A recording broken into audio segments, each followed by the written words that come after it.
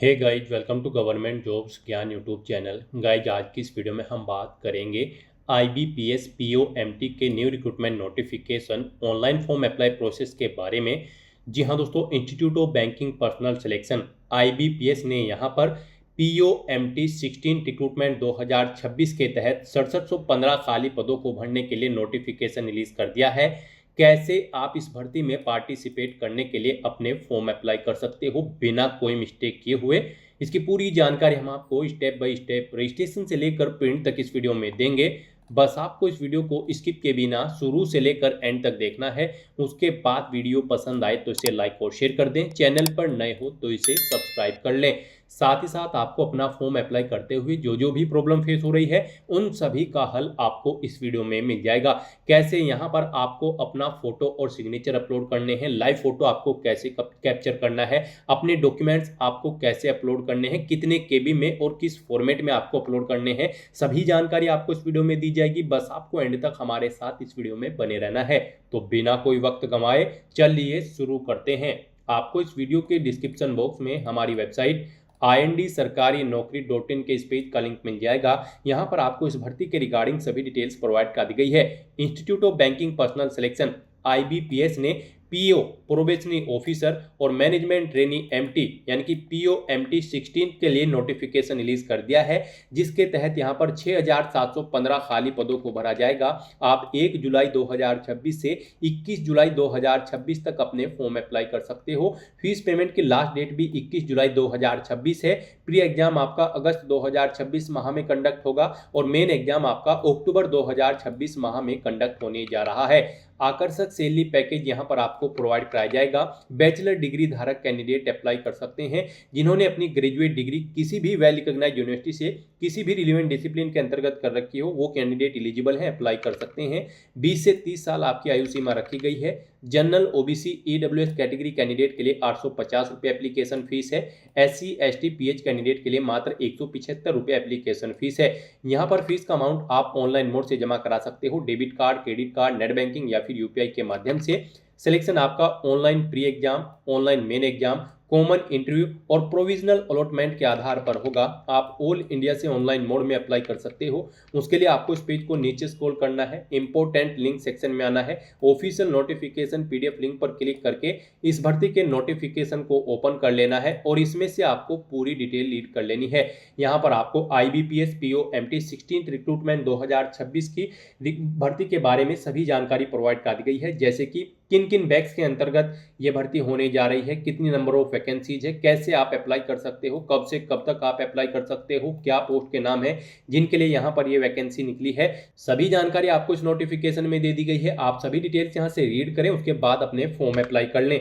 Form apply करने के लिए भी आपको हमारी वेबसाइट के इसी पेज पर ही अप्लाई ऑनलाइन का लिंक दिया गया है। जैसे ही आप इस लिंक पर क्लिक करेंगे आपके सामने आईबीपीएस का ये पोर्टल ओपन होगा।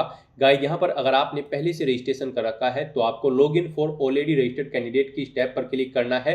उसके बाद आपके सामने लॉगिन का पॉपअप शो होगा। यहाँ पर आपको अपना रजिस्ट्रेशन नंबर एंटर करना है, अपना पासवर्ड आपको एंटर करना है, ये कैप्चा कोड आपको यहाँ पर एंटर करना है और उसके बाद आपको सबमिट के स्टेप पर क्लिक करते हुए लॉगिन करके अपना फॉर्म अप्लाई कर लेना है। और अगर आप इस भर्ती के लिए फर्स्ट टाइम अप्लाई करने जा रहे हो तो सबसे पहले यहाँ पर आपको अपना रजिस्ट्रेशन करना होगा।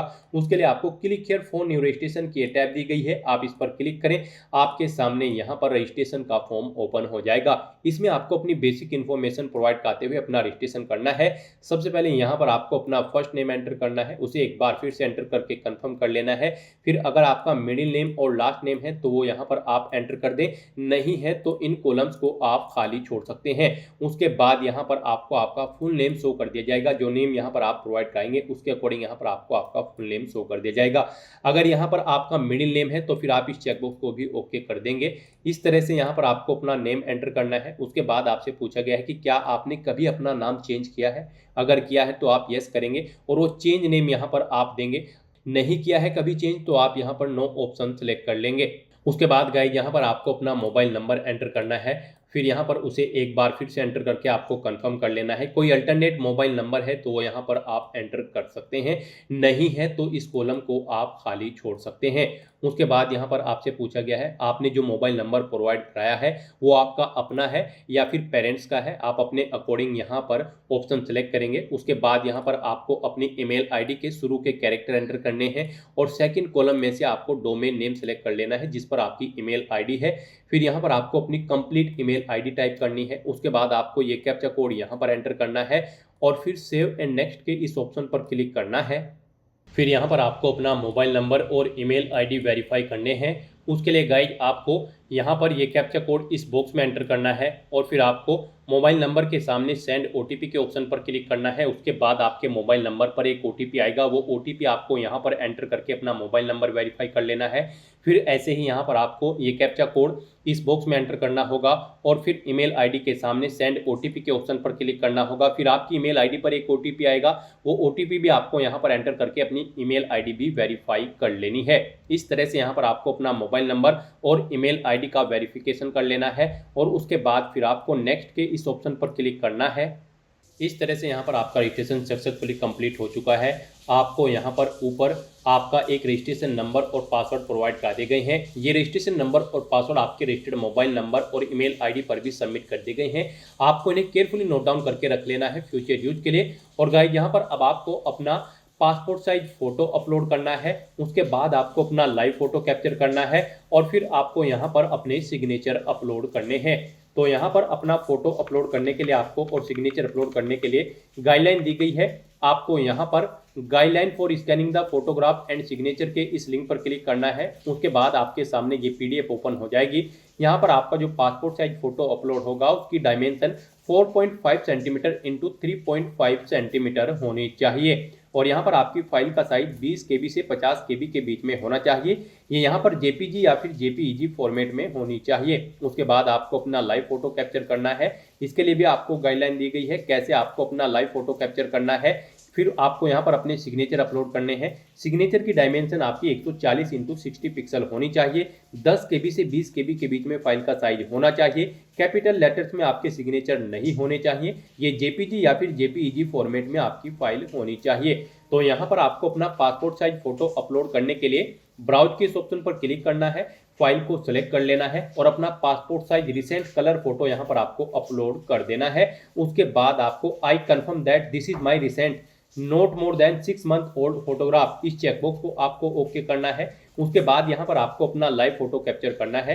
लाइव फोटो कैप्चर करने के लिए आपके पास दो ऑप्शन है। आप अपने वेब कैमरा के थ्रू कैप्चर फोटो के इस ऑप्शन पर क्लिक करते हुए अपना लाइव फोटो कैप्चर कर सकते हो और अगर आपके पास वेब कैमरा नहीं है तो फिर आप अपने मोबाइल फोन के थ्रू अपना लाइव फोटो कैप्चर कर सकते हो। उसके लिए आपको क्लिक हियर टू स्कैन के इस ऑप्शन पर क्लिक करना है। ये क्यूआर कोड आपको शो होगा, आप इसे अपने क्यूआर कोड रीडर ऐप से स्कैन करें। आपके मोबाइल में जो भी क्यूआर कोड ऐप रीडर होगा उसके थ्रू आप इसे स्कैन करें। आपके मोबाइल पर एक लिंक जाएगा जिस पर क्लिक करते हुए यहाँ पर आपको अपना लाइव फोटो कैप्चर कर लेना है।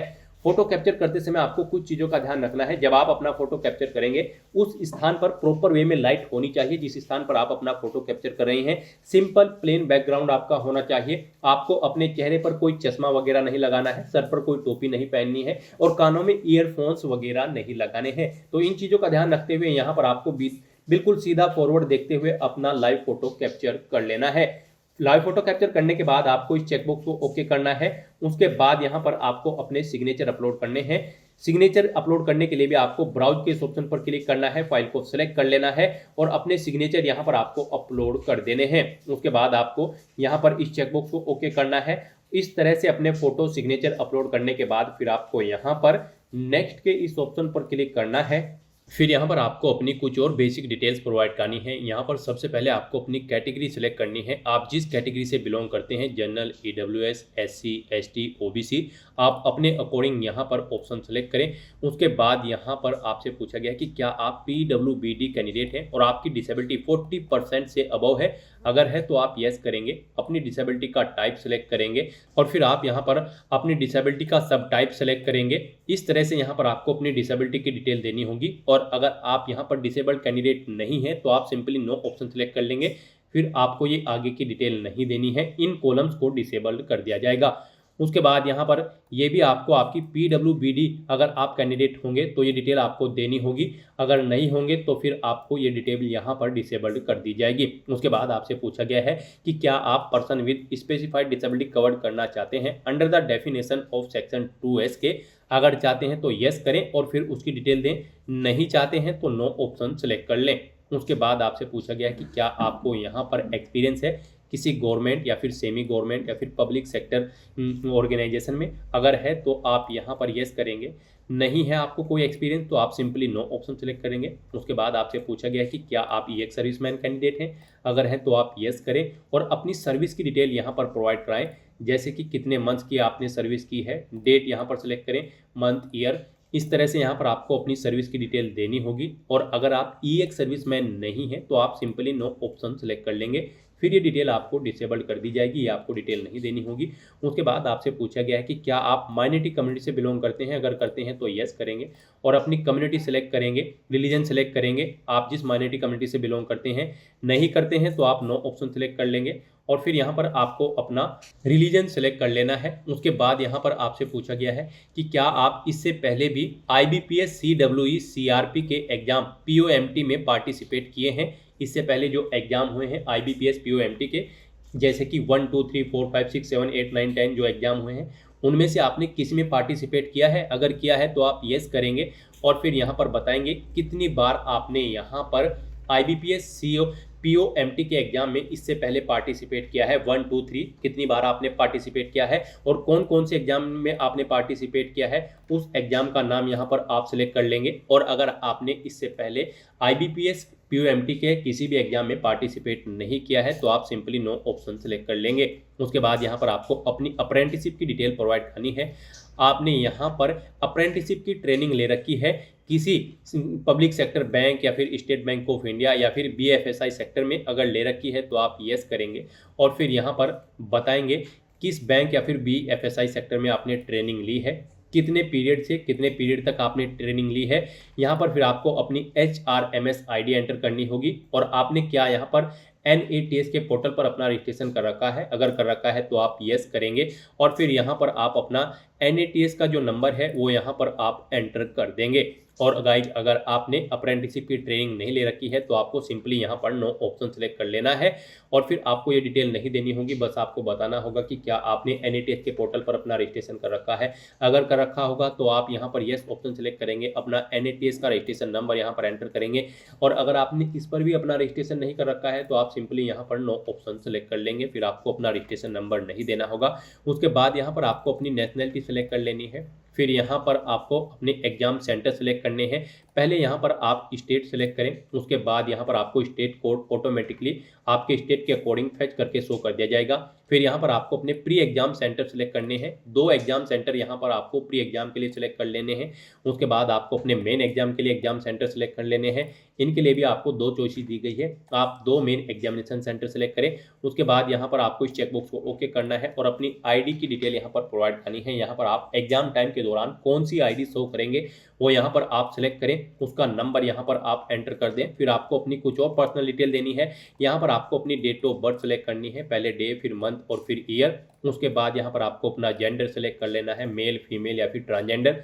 फिर आपको अपना मैरिटल स्टेटस सेलेक्ट करना है, आप मैरिड हो या फिर अनमैरिड हो या फिर विडोवर हो, आप अपने अकॉर्डिंग ऑप्शन सेलेक्ट करें। फिर यहाँ पर आपको अपना आधार नंबर एंटर करना है, उसके बाद आपको अपना पैन कार्ड नंबर यहाँ पर एंटर करना है। फिर आपसे पूछा गया है कि क्या आप जुड़वा भाई बहन हैं। अगर हैं तो आप यस करेंगे और फिर यहाँ पर आपसे पूछा गया है आप ट्विन जुड़वा है, ट्रिपल है या फिर मल्टीपल है, आप अपने अकॉर्डिंग यहाँ पर ऑप्शन सेलेक्ट कर लेंगे। और फिर यहाँ पर आपसे पूछा गया है कि क्या ये भी आपके साथ इसी एग्जाम में पार्टिसिपेट करने जा रहे हैं IBPS POMT 16 में। अगर करने जा रहे हैं तो आप यस करेंगे और फिर यहाँ पर उनका जेंडर सेलेक्ट करते हुए उनके नाम एंटर करेंगे, उनके ID प्रूफ यहाँ पर आप देंगे। और अगर आप जुड़वा भाई बहन नहीं है तो आप सिंपली यहाँ पर नो ऑप्शन सेलेक्ट करेंगे, फिर आपको आगे की डिटेल नहीं देनी होगी। उसके बाद यहाँ पर आपको अपने फादर का नाम एंटर करना है, फिर आपको अपनी मदर का नाम एंटर करना है। मैरिड होंगे तो आपको यहाँ पर अपने हस्बैंड या वाइफ का नाम एंटर करना होगा। फिर ऐसे ही यहाँ पर आपको अपने फादर का नाम एक बार फिर से एंटर करके कंफर्म कर लेना है, मदर का नाम भी आपको एक बार फिर से एंटर करके कंफर्म कर लेना है। ऐसे ही आप अपने हस्बैंड या वाइफ का नाम भी यहाँ पर एंटर करके कंफर्म कर लेंगे अगर आप मैरिड होंगे। इस तरह से यहाँ पर आपको अपनी पर्सनल डिटेल देनी है। फिर यहाँ पर आपसे पूछा गया कि क्या आपका नाम और आपके फादर का नाम सेम है। अगर सेम होगा तो आपको इस चेकबॉक्स को ओके करना होगा, ये ऑप्शन आपको इनेबल कर दिया जाएगा, और अगर नहीं होगा तो आपके सामने ये ऑप्शन डिसेबल्ड कर दिया जाएगा। उसके बाद यहाँ पर आपको अपना कोरोस्पोंडेंस एड्रेस एंटर करना है। यहाँ पर आप अपना कोरोस्पोंडेंस एड्रेस एंटर करें। फिर यहाँ पर आपको अपना परमानेंट एड्रेस एंटर करना है। यहाँ पर आप अपना परमानेंट एड्रेस एंटर करें, और अगर आपका परमानेंट एड्रेस आपके कोरोस्पोंडेंस एड्रेस के अकॉर्डिंग सेम है तो आप same as address for correspondence में इस चेकबॉक्स को ओके कर दें। ऑटोमेटिकली आपका परमानेंट एड्रेस आपके कोरोस्पोंडेंस एड्रेस के अकॉर्डिंग यहाँ पर फिल हो जाएगा। इस तरह से यहाँ पर आपको अपने एड्रेस की डिटेल देनी है। उसके बाद आपको जीएसटी इनवॉइसिंग एड्रेस सेलेक्ट कर लेना है। यहाँ पर आप इस भर्ती प्रोसेस के दौरान किस एड्रेस पर कम्युनिकेट करना चाहते हैं, अपने कोरोस्पोंडेंस एड्रेस या फिर परमानेंट एड्रेस पर, आप अपने अकॉर्डिंग ऑप्शन सेलेक्ट कर लेंगे। फिर यहाँ पर आपको आपकी कैटेगरी के अकॉर्डिंग एप्लीकेशन फीस का अमाउंट देखने को मिल जाएगा। इस तरह से यहाँ पर आपको अपनी सभी डिटेल्स प्रोवाइड करने के बाद वैलिडेट योर डिटेल के इस ऑप्शन पर क्लिक करके अपनी सभी डिटेल्स ऊपर दी गई वैलिडेट कर लेनी है, और उसके बाद फिर आपको सेव एंड नेक्स्ट के इस ऑप्शन पर क्लिक करना है। फिर यहाँ पर आपको अपनी क्वालिफिकेशन, एक्सपीरियंस और लैंग्वेजेस की डिटेल प्रोवाइड करनी है। गाइस, यहाँ पर IBPS POMT 16 की इस भर्ती में पार्टिसिपेट करने के लिए आपका ग्रेजुएट डिग्री पास आउट होना जरूरी है किसी वेल रिकॉग्नाइज्ड यूनिवर्सिटी से, किसी भी रिलेवेंट डिसिप्लिन के अंतर्गत। तो यहाँ पर अब आपको अपनी क्वालिफिकेशन की डिटेल देनी है। सबसे पहले यहाँ पर आपको अपनी 10वीं क्लास की डिटेल प्रोवाइड करनी है। इसमें आपको सबसे पहले बोर्ड का नाम देना है, किस बोर्ड से आपने अपनी 10वीं क्लास पास आउट की है। उसके बाद यहाँ पर आपको पासिंग डेट सेलेक्ट कर लेनी है, कब आपने अपनी 10वीं क्लास पास आउट की है। फिर आपने कितने % मार्क्स 10वीं में ऑब्टेन किए हैं वो आपको एंटर करने हैं। उसके बाद यहाँ पर आपको अपनी ग्रेजुएशन की डिटेल प्रोवाइड करनी है। यहाँ पर आपको बोर्ड या यूनिवर्सिटी या फिर इंस्टीट्यूट का नाम देना है जिससे आपने अपनी ग्रेजुएशन की है। तो यहाँ पर आप यूनिवर्सिटी का नाम देंगे जिससे आपने अपनी ग्रेजुएशन पास आउट की है। फिर आप बताएंगे ग्रेजुएशन आपने किस में पास आउट की है, BSc, BCom, BA, BTech या फिर मैनेजमेंट या फिर B फार्मा। आप अपने अकॉर्डिंग ऑप्शन सेलेक्ट करेंगे जिसमें भी आपने अपनी ग्रेजुएशन कंप्लीट की है। उसके बाद आपको अपना स्पेशलाइजेशन या फिर सब्जेक्ट सेलेक्ट करना है जिसमें आपने अपनी ग्रेजुएशन पास आउट की है। उसके बाद आपको पासिंग डेट सेलेक्ट कर लेनी है, कब आपने अपनी ग्रेजुएशन पास आउट की है वो डेट आप सेलेक्ट करें। कितने % मार्क्स आपने इसमें ऑब्टेन किए हैं वो यहाँ पर आप एंटर कर दें। इस तरह से यहाँ पर आपको अपनी ग्रेजुएशन की डिटेल देनी है। यहाँ पर अगर आपने ग्रेजुएशन कर रखी है तो आप अपनी ग्रेजुएशन की डिटेल प्रोवाइड कर दें। उससे ऊपर भी अगर आपने कोई क्वालिफिकेशन कर रखी है, जैसे कि पोस्ट ग्रेजुएशन या फिर कोई प्रोफेशनल क्वालिफिकेशन या फिर कोई अन्य क्वालिफिकेशन कर रखी है, तो उसकी डिटेल भी आप सेम ऐसे ही यहाँ पर प्रोवाइड कर सकते हैं। अगर नहीं कर रखी है तो इन कॉलम्स को आप खाली छोड़ सकते हैं। उसके बाद आपसे पूछा गया है कि क्या आपको कंप्यूटर की नॉलेज है, कंप्यूटर पर कार्य करने की नॉलेज है। अगर है तो आप यस करें, और फिर बताएं आपके पास कंप्यूटर में सर्टिफिकेट है या फिर डिप्लोमा है या फिर डिग्री है। आप अपने अकॉर्डिंग ऑप्शन सेलेक्ट करेंगे, और अगर आपको नॉलेज नहीं है आप सिंपली यहाँ पर नो ऑप्शन सेलेक्ट कर लेंगे। फिर यहाँ पर आपसे पूछा गया कि क्या आपको कोई वर्क एक्सपीरियंस है। अगर है तो यहाँ पर आप अपने एक्सपीरियंस की डिटेल प्रोवाइड कराएंगे, और अगर आपको एक्सपीरियंस नहीं है तो आप इस सेक्शन को खाली छोड़ देंगे। यहाँ पर इस भर्ती में पार्टिसिपेट करने के लिए एक्सपीरियंस रिक्वायर्ड नहीं है, और अगर आपको एक्सपीरियंस है और आप उसकी डिटेल देना चाहते हैं तो कुछ इस तरह से आप डिटेल देंगे। यहाँ पर आपसे पूछा गया कि क्या आप प्रेजेंट में भी कार्यरत हैं। अगर है तो यस करें, नहीं तो नो ऑप्शन सेलेक्ट करें। उसके बाद यहाँ पर आपको अपना नाम देना है, अपनी डेजिग्नेशन देनी है, किस पोस्ट पर आप कार्यरत थे या फिर हैं। फिर यहाँ पर आपको बताना है कब से कब तक आप कार्यरत थे या फिर हैं। फिर यहाँ पर आपको नेचर ऑफ ड्यूटी एंटर करनी है, अपनी आपकी नेचर ऑफ ड्यूटी कैसी है। उसके बाद यहाँ पर अगर आप जॉब छोड़ चुके हैं तो उसे छोड़ने का कारण आपको देना होगा। ये डेट जो यहाँ पर आप सिलेक्ट करेंगे इनके अकॉर्डिंग आपके एक्सपीरियंस के ईयर मंथ्स कैलकुलेट करके आपको शो कर दिए जाएंगे। इस तरह से यहाँ पर आपको अपने एक्सपीरियंस की डिटेल प्रोवाइड कर देनी है अगर आपको एक्सपीरियंस है। और अगर आपको एक से ज़्यादा जगह वर्किंग एक्सपीरियंस है तो आप ऐड मोर के इस ऑप्शन पर क्लिक करेंगे। सेम ऐसा ही एक कॉलम यहाँ पर ऐड हो जाएगा, और उसमें आप अपने एक्सपीरियंस की सेम ऐसे ही डिटेल प्रोवाइड कर सकते हैं। इस तरह से यहाँ पर आपको अपनी एक्सपीरियंस की डिटेल देनी है। अगर आपको एक्सपीरियंस है नहीं है तो इस कॉलम को आप खाली छोड़ दें। फिर यहाँ पर आपसे पूछा गया है कि क्या आप प्री एग्जाम ट्रेनिंग लेने के इच्छुक है। अगर आप SC, ST, OBC या फिर रिलीजियस माइनॉरिटी कम्युनिटी के कैंडिडेट हैं, अगर हैं तो आप यस करेंगे, और नहीं है आप इच्छुक तो आप नो ऑप्शन सेलेक्ट कर लेंगे। फिर आपसे पूछा गया है कि क्या आपके ऊपर कोर्ट में कोई प्रोसिक्यूशन या डिटेंशन या फिर फाइन या फिर कन्विक्शन है। अगर है तो आप यस करेंगे, और फिर उसे यहाँ पर आप स्पेसिफाई करेंगे। नहीं है तो आप नो ऑप्शन सेलेक्ट कर लेंगे। उसके बाद यहाँ पर आपको अपनी लैंग्वेजेस की डिटेल देनी है। यहाँ पर आपको कम से कम हिंदी लैंग्वेज रीड, राइट और स्पीक होनी जरूरी है। तो यहाँ पर आपको तीनों ऑप्शन इनेबल कर देने हैं हिंदी लैंग्वेज में। उसके बाद आप जो भी लैंग्वेज जानते हैं वो यहाँ पर आप सिलेक्ट करें, और उसमें आप बताएं आप उसे रीड करना जानते हैं, राइट करना जानते हैं या फिर स्पीक करना जानते हैं। जो जो भी उसमें आप जानते हैं वो ऑप्शन आप इनेबल कर देंगे। इस तरह से यहाँ पर आपको अपनी लैंग्वेज की डिटेल प्रोवाइड करनी है। तो गाइज यहाँ पर आपको इस तरह से अपनी क्वालिफिकेशन, एक्सपीरियंस और लैंग्वेज की डिटेल देनी है और उसके बाद फिर आपको यहाँ पर वैलिडेट योर डिटेल के ऑप्शन पर क्लिक करके अपनी ये सभी डिटेल्स वैलिडेट कर लेनी है और फिर आपको सेव एंड नेक्स्ट के इस ऑप्शन पर क्लिक करना है। नेक्स्ट यहाँ पर आपको अपनी बैंक प्रेफरेंस देनी है। यहाँ पर IBPS POMT की जो ये भर्ती है 11 नेशनलाइज्ड बैंक में कंडक्ट होने जा रही है। तो गाइज यहाँ पर आप जिस बैंक में फर्स्ट नंबर पर जॉब करना चाहते हैं उसे फर्स्ट नंबर पर यहाँ पर आप सेलेक्ट करेंगे, जिसमें आप सेकंड नंबर पर जॉब करना चाहते हैं उसे यहाँ पर आप सेकंड नंबर पर सेलेक्ट कर लेंगे। तो इस तरह से यहाँ पर आपको 1 बाय 1 करके अपनी बैंक प्रेफरेंस यहाँ पर देनी है। आप जिस बैंक में जिस नंबर पर जॉब करना चाहते हैं उस नंबर पर उसे आप सेलेक्ट करें और यहाँ पर इस सेकंड कॉलम में आप 1 बाय 1 करके अपने सभी बैंक्स ऐड कर दें।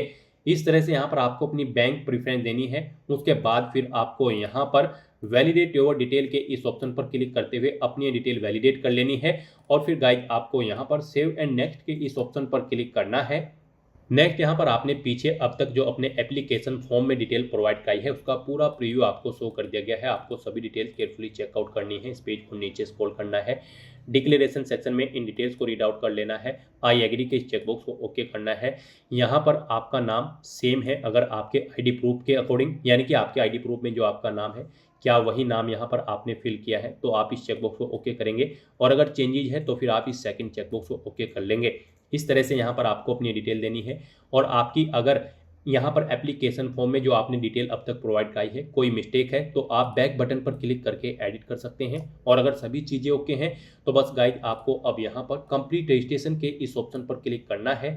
नेक्स्ट यहाँ पर आपको अपने डॉक्यूमेंट अपलोड करने हैं। गाइड यहाँ पर आपको अपना left thumb impression, handwritten declaration document और अपना 10वीं क्लास का सर्टिफिकेट या फिर मार्कशीट आपको अपलोड करनी है, या फिर इसके इक्विवेलेंट अगर आपने कोई क्वालिफिकेशन कर रखी है तो उसका सर्टिफिकेट या फिर आपको मार्कशीट अपलोड कर देने हैं।